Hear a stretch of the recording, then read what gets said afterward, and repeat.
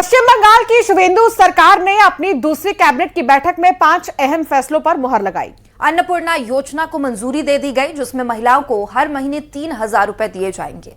महिलाओं को बस में फ्री सफर का फैसला लिया गया है।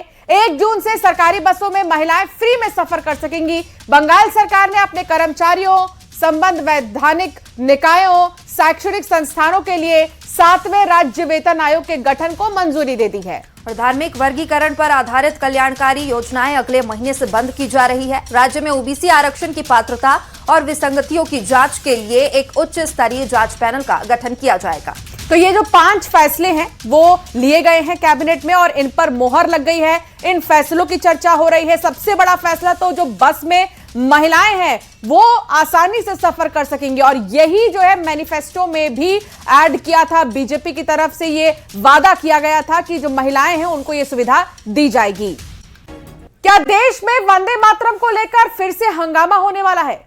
ये सवाल इसलिए क्योंकि बंगाल की नई सरकार ने भी प्रदेश में वंदे मातरम गाना अनिवार्य कर दिया। पश्चिम बंगाल की शुभेंदु सरकार के आदेश के बाद राज्य के सभी सरकारी और सरकारी सहायता प्राप्त स्कूलों में मॉर्निंग असेंबली के दौरान आज से वंदे मातरम गाना अनिवार्य कर दिया गया है। शिक्षा विभाग की तरफ से सभी स्कूलों को निर्देश जारी कर दिए गए और कहा गया कि नियम का सख्ती से पालन सुनिश्चित किया जाए। वहीं कुछ जगहों पर मॉनिटरिंग के लिए वीडियो रिकॉर्डिंग रखने की भी बात सामने आई है। सरकार का यह मानना है कि इससे छात्रों में देशभक्ति, अनुशासन, राष्ट्रीय एकता की भावना मजबूत होगी। इससे पहले स्कूलों में सिर्फ जनगण मन गाया जाता था, लेकिन अब वंदे मातरम को भी प्रार्थना का हिस्सा बनाया जाएगा। तो बंगाल में वंदे मातरम पर यह फैसला।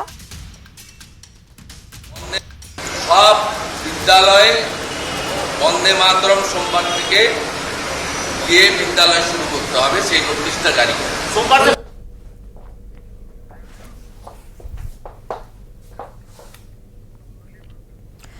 तो ऑल इंडिया इमाम एसोसिएशन के अध्यक्ष मौलाना साजिद रशीदी ने भी वंदे मातरम गाने को लेकर आपत्ति जताई है।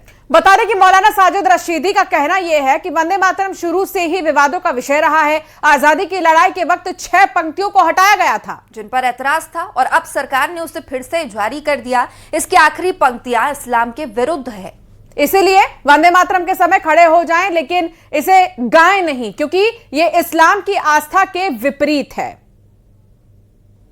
में वो आखिर की पंक्तियां जिन पर ऐतराज था वो हटा दी गई थी। अभी तक वही चल रहा था, लेकिन इस सरकार ने आकर बड़ा दुख होता है कि सरकार भी भेदभाव करती है। इस सरकार ने आकर वो 6 पंक्तियां फिर जारी कर दी और कहा कि इसको पढ़ना अनिवार्य है। 19 है। दूसरी बात यह है कि जब राष्ट्रगान हमारे पास है और उसको सभी लोग सहमति के साथ गा रहे हैं और उस पर कोई विवाद भी नहीं है, फिर भी आप एक नया गीत लाकर जो है उसको राष्ट्रगान से। पहले उत्तर प्रदेश में सड़क पर नमाज को लेकर मुख्यमंत्री योगी आदित्यनाथ का सख्त बयान सामने आया है। एक कार्यक्रम के दौरान सीएम योगी ने यह साफ कहा है कि उत्तर प्रदेश में सड़कों पर नमाज की इजाजत नहीं दी जाएगी।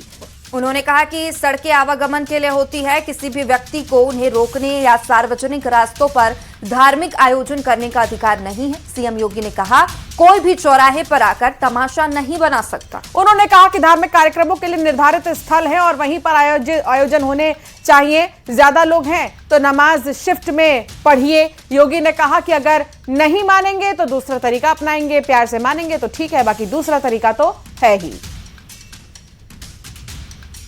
मुझसे पूछते हैं साहब आपके यहाँ यूपी में क्या सड़कों पे सचमुच नमाज नहीं होती? मैं कहता हूं कतई नहीं होती है, आप जाके देख लो, नहीं होती है। अरे सड़कें चलने के लिए है या कोई भी व्यक्ति आकर के चौराहे पे आके तमाशा बना देगा? क्या अधिकार है उसको सड़क रोकने का? आवागमन बाधित करने का कौन सा अधिकार है? जहां उसका स्थल होगा वहां जाके करें। उन लोगों ने मुझसे कहा साहब कैसे होगा, हमारी संख्या ज्यादा है।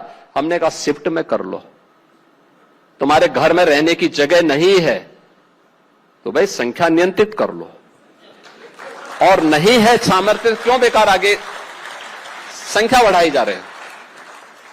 और ये चाहिए आपको कि अगर आपको सिस्टम के साथ रहना है तो याद करना हम उन नियम और कानून को मानना शुरू करें। कानून का राज होगा, कानून के राज को सबको समान रूप से लागू करेंगे। और अब बात करेंगे धार की भोजशाला की, जहां मेन गेट पर लगा एक पर्चा इस वक्त पूरे इलाके में भारी चर्चा और विवाद का विषय बन चुका है। इस पर्चे पर साफ तौर पर लिखा गया है, भोजशाला में गैर हिंदुओं का प्रवेश निषेध है। पर्चा भोजशाला मुक्ति यज्ञ के संयोजक गोपाल शर्मा ने रविवार को संध्या आरती के बाद गेट पर चस्पा किया था।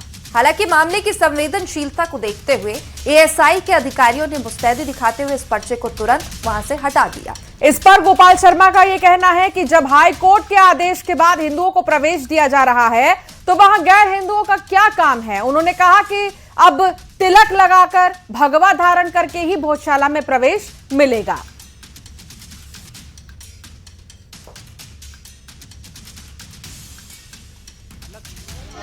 ये मैंने अपने मन से नहीं लिखा है, जो न्याय दो मौजे ने जो कोर्ट का आदेश हुआ है इसमें स्पष्ट कहा है कि ये हिंदू मंदिर है। अब गैर समाज इसके अंदर आकर के किसी भी प्रकार की धार्मिक गतिविधि नहीं कर सकता, निकलेंगे 5-6 नहीं कर सकता, प्रवेश भी नहीं कर सकता। वो आएगा तो हिंदू पद्धति से आएगा। जिस प्रकार कोई हिंदू जब किसी अन्य धर्म वाले पे जाता है तो उनकी वहाँ का प्रोटोकॉल का पालन करता है। अगर वह गैर हिंदू अगर इस मंदिर में मध्य प्रदेश कांग्रेस में अब मिशन राज्यसभा को लेकर सियासी हलचल तेज हो गई है। कांग्रेस हाईकमान राज्यसभा के लिए नए चेहरे की तलाश में जुट गया है, क्योंकि मध्य प्रदेश से कांग्रेस सांसद दिग्विजय सिंह का कार्यकाल जून 2026 तक खत्म हो रहा है। जानकारी के मुताबिक कमलनाथ, जीतू पटवारी, शोभा ओझा, अरुण यादव और मीनाक्षी नटराजन के नामों पर मंथन चल रहा है। जानकारों का मानना है जातीय समीकरण, युवा नेतृत्व, 2028 विधानसभा चुनाव की रणनीति को ध्यान में रखकर यह फैसला लिया जा सकता है। एमपी कांग्रेस में अब मिशन राज्यसभा को लेकर सियासी हलचल तेज हो गई है। कांग्रेस हाईकमान राज्यसभा के लिए नए चेहरे की तलाश में जुट गया है, क्योंकि मध्य प्रदेश से कांग्रेस सांसद दिग्विजय सिंह का कार्यकाल जून 2026 में खत्म हो रहा है। दिग्विजय सिंह पहले ही राज्यसभा जाने से मना कर चुके हैं। मध्य प्रदेश से जो सीट है वो सीट में मौजूदा सांसद हैं दिग्विजय सिंह। हालांकि उन्होंने पहले ही घोषणा कर दी थी कि वो वापस दोबारा राज्यसभा नहीं आएंगे। दिग्विजय सिंह ने चुनाव लड़ने से मना कर दिया है, तो ऐसे में राज्यसभा के लिए कई नामों पर चर्चा की जा रही है। कई फेस ऐसे हैं जो खुद को राज्यसभा के लिए दावेदार बता रहे हैं। कई नामों की चर्चा है, लेकिन कमलनाथ खुद को दावेदारों की लिस्ट में सबसे आगे बता रहे हैं। वहीं जीतू पटवारी का नाम भी चर्चा में है। अभी जीतू पटवारी एमपी कांग्रेस के अध्यक्ष भी हैं। उधर कांग्रेस के वरिष्ठ नेता अरुण यादव का नाम भी चर्चा में है। महिला फेस के तौर पर शोभा ओझा और मीनाक्षी नटराजन का नाम भी राज्यसभा की रेस में बताया जा रहा है। हाल ही में कमलनाथ ने दिल्ली में आलाकमान से मुलाकात की थी, जिसके बाद कयास ये लगाए जा रहे हैं कि कमलनाथ को राज्यसभा का टिकट मिल सकता है। नाम की अगर बात करें तो सूत्र बता रहे हैं कि पिछले दिनों कमलनाथ ने आलाकमान से मुलाकात की थी। उनकी मुलाकात सीपीपी चेयरपर्सन सोनिया गांधी से हुई थी और कांग्रेस अध्यक्ष मल्लिकार्जुन खड़गे से भी वो मिले थे। ये बताया जा रहा है कि वो भी चाहते हैं कि उनको राज्यसभा भेजा जाए। अन्य नाम की अगर चर्चा करें तो ऐसे में वहाँ से मीनाक्षी नटराजन भी हैं जो दावेदारी कर रही हैं। जो प्रदेश अध्यक्ष जीतू पटवारी हैं वो भी राज्यसभा आना चाहते हैं। अरुण यादव हैं जो कि पहले अध्यक्ष वहाँ से रहे, और शोभा ओझा जो कि महिला कोटे से पहले महिला कांग्रेस की अध्यक्ष भी रही हैं। एमपी में कांग्रेस के राज्यसभा उम्मीदवारों को लेकर सियासत शुरू हो गई है। बीजेपी ने कांग्रेस पर निशाना साधा है। बीजेपी का आरोप है कि हर कोई टिकट की दौड़ में है। उधर कांग्रेस ने बीजेपी के आरोप पर पलटवार किया है। राज्यसभा सीट के लिए कांग्रेस में मंथन तेज हो गया है। दावा किया जा रहा है कि कांग्रेस हाईकमान जातीय समीकरण, युवा नेतृत्व और 2028 विधानसभा चुनाव की रणनीति को ध्यान में रखकर इस पर फैसला करेगी। Bureau report, news 18।